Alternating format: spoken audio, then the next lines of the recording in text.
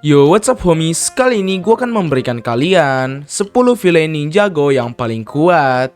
Seperti yang kalian semua ketahui, kartun Ninjago memiliki 15 season dan setiap seasonnya memiliki villain yang berbeda-beda. Sebenarnya, villain Ninjago juga banyak, melebihi 10.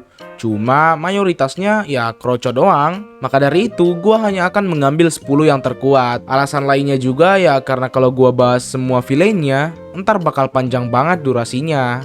Capek 10 villain terkuat ini juga akan gua urutin lagi dari yang terlemah hingga yang paling kuat. Dan urutannya 100% dari opini gua ya. Jadi ya kalau kalian memiliki opini yang berbeda itu nggak apa-apa. Bukan gua urutin berdasarkan death battle, melainkan berdasarkan skill, kekuatan, dan pengaruhnya. Oh iya, di sini setiap villain akan gua ambil bentuk terkuatnya. Nah di sini gua udah punya 10 villain terkuatnya. Tapi sebelum itu, jangan lupa subscribe jika kalian tertarik dengan channel yang membahas kartun seperti ini.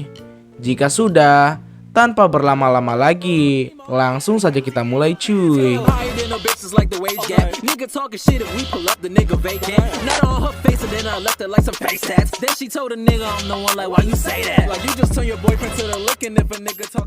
Ke-10, Unagami. You are merely delaying the inevitable. This conversation can no longer be of use. Dia adalah karakter game yang dibuat oleh Milton Dyer. Dia menjadi salah satu bagian dari game yang bernama Prime Empire. Awalnya dia dibuat hanya sebagai AI biasa. Namun saat Scott, yaitu orang pertama yang memainkan game Prime Empire, mulai memainkan game Prime Empire dan mencapai level 13, si Unagami ini malah menjebak Scott di dalam game Prime Empire. Hal itu membuat si pembuat game ini, yaitu Milton Dyer, memutuskan untuk men-shutdown atau mematikan game Prime Empire. Dan Milton Dyer menyalahkan Unagami atas kehilangan Scott. Sejak saat itu, senyuman Unagami menjadi senyuman palsu. Dia secara diam-diam membuat programnya sendiri dalam game dan menjadi penguasa game Prime Empire. Dia pun membentuk pasukannya di sana. Unagami bertujuan untuk memasuki dunia Ninjago dengan menggunakan energi cubes dari cube pemain untuk membangun gerbang manifestasi, yaitu gerbang yang menghubungkan dunia Prime Empire dengan dunia Ninjago. Karakter ini sebenarnya amat sangat kuat kalau dia berada di dunia Prime Empire. Tapi kalau di dunia Ninjago, ya dia sebenarnya nggak kuat-kuat amat sih ya. But you abandoned me. Ke-9, Great Devourer. As long as it consumes. Dia dianggap sebagai dewi oleh para Serpentine yang menyembahnya. Great Devourer adalah ular yang dirusak oleh Overlord untuk memenuhi rencananya. Ular inilah yang menggigit Lord Garmadon sehingga Lord Garmadon terinfeksi kejahatan yang membawanya ke jalan yang salah. Dia memang mirip dengan Gojira, namun bedanya Great Devourer dapat menjadi lebih besar jika dia terus memakan banyak hal.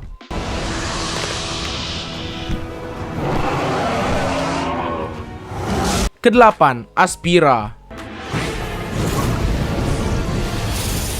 Wih, karakter solid nih guys. Dia dulunya teman dari Master Wu waktu Master Wu masih kecil. Bahkan, Master Wu mengajarkan Aspira untuk melakukan spinjitzu. Namun, pertemanan mereka runtuh ketika Aspira mencoba menggulingkan Raja Mambo. Namun, usahanya digagalkan oleh Garmadon dan Wu yang menggunakan spinjitzu terlarang. Pada akhirnya, Aspira dipenjara di piramida selama ribuan tahun. Namun, di suatu hari, dia tidak sengaja dibebaskan oleh para ninja. Saat terbebas, Aspira berhasil mencuri elemen api dari Kai, dan dia menjadi sangat kuat. Ya, meski pada akhirnya dia berhasil dibekukan oleh Sein dengan menggunakan gulungan spinjitzu terlarang, dan dia pun dipenjara lagi.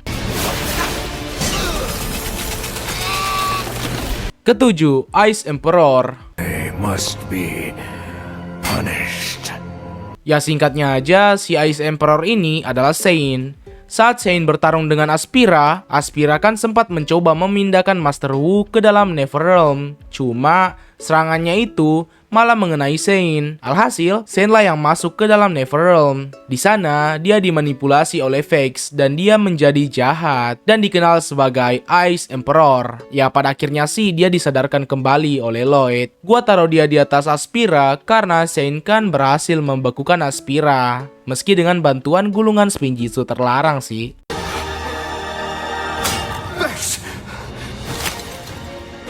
Ke-6, Time Twins. Sesuai panggilannya, Time Twins adalah dua kembar. Yang pertama bernama Acronix dan yang kedua adalah Crux. Mereka berdua ini adalah elemental master waktu. Jadi ya kekuatan mereka itu dapat mengotak-ngatik waktu. Tapi kedua saudara ini memiliki kemampuan yang berbeda-beda. Acronix memiliki kemampuan untuk pergi ke masa depan, serta dia juga dapat melambatkan apapun dalam waktu yang singkat. Sementara Crux memiliki kemampuan untuk pergi ke masa lalu dan dapat menghentikan apapun dalam waktu yang singkat. Dengan kemampuan mereka, mereka lalu menyebut diri mereka sebagai The Hands of Time. Seperti yang gua sering bilang, kekuatan mengotak-ngatik waktu itu amat sangat kuat. Misal kalau ada salah satu ninja yang mempunyai kekuatan waktu, gue yakin dialah yang menjadi Ninjago yang terkuat. Kedua karakter ini memang memiliki elemen yang sangat kuat, tapi sayangnya mereka kalah di tangan Wu dan Garmadon. Oh iya, gue ada satu fun fact kalau Acronix dan Crux lahir dengan jarak beberapa menit doang. Kelima, Prominent dan Moro.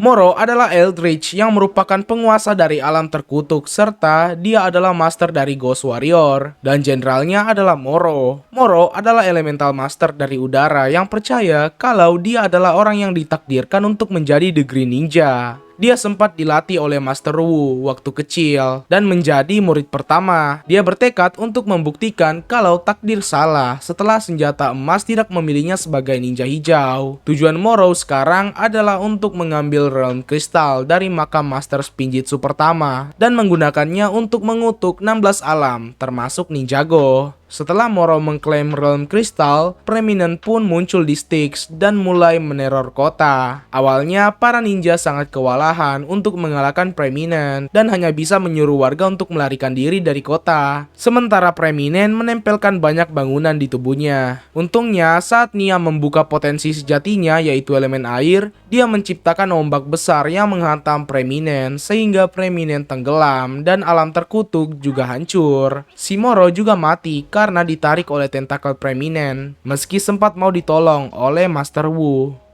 You can only save those who want to be saved. Goodbye, Sensei. Keempat, Wojira.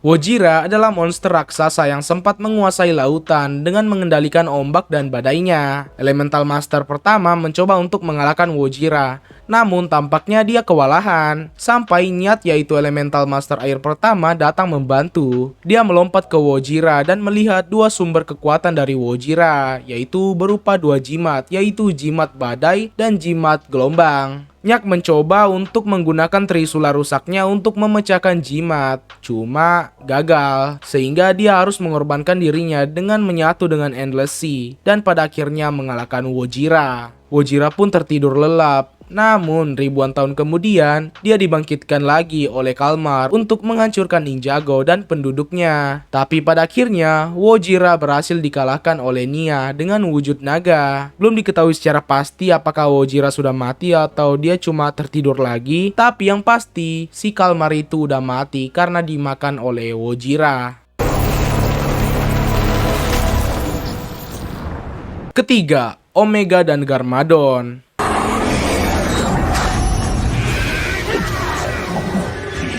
Kedua karakter ini memang berbeda, tapi saat gue cari-cari siapa yang paling kuat, tampaknya persaingan kedua karakter ini memang sengit banget. Maka dari itu, gue mutusin untuk nyatuin aja mereka berdua, dan gue mempersilahkan kalian untuk memilih sendiri yang mana yang lebih kuat. Garmadon adalah anak dari First Spinjitzu Master dan merupakan ayah dari karakter utama dari kartun ini, yaitu Lloyd. Dia awalnya adalah anak yang baik hingga dia digigit oleh The Great Devourer dan terinfeksi kejahatan yang membawanya ke jalan yang salah. Awalnya, nih orang gak kuat-kuat banget, tapi saat sudah berada dalam form Oninya, wah nih orang OP banget sumpah. Sementara itu, Omega juga gak bisa dibilang biasa-biasa aja. Omega singkatnya adalah ketua dari sebuah ras yang sangat kuat, yaitu ras Oni. Mereka bertujuan untuk menghapus creation, yaitu pergabungan elemen-elemen di dunia Ninjago. Sebenarnya mereka berdua ini pernah bertarung, cuma Garmadon kalah guys. Kita anggap aja pertarungan itu nggak pernah terjadi ya. Soalnya waktu itu ya Garmadon belum siap. Dia butuh rematch ya. Garmadon itu butuh rematch. Tapi sebelum rematch, si Omega berhasil dikalahkan dengan menggunakan pergabungan dari 8 Spinjitzu, menghasilkan Spinjitzu besar yang berwarna emas.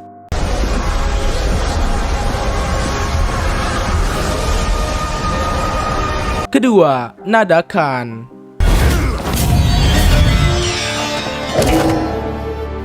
Sumpah waktu gue lihat nih karakter pertama kali, gue jadi teringat sama satu karakter dari Mortal Kombat.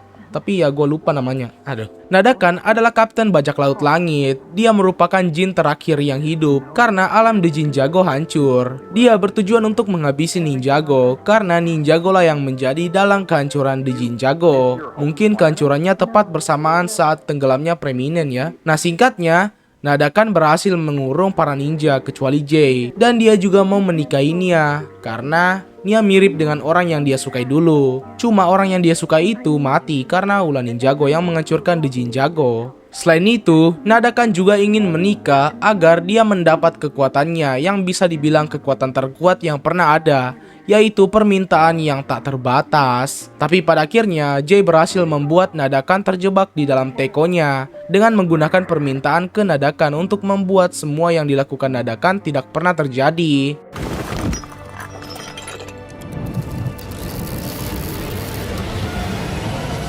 Pertama, Overlord.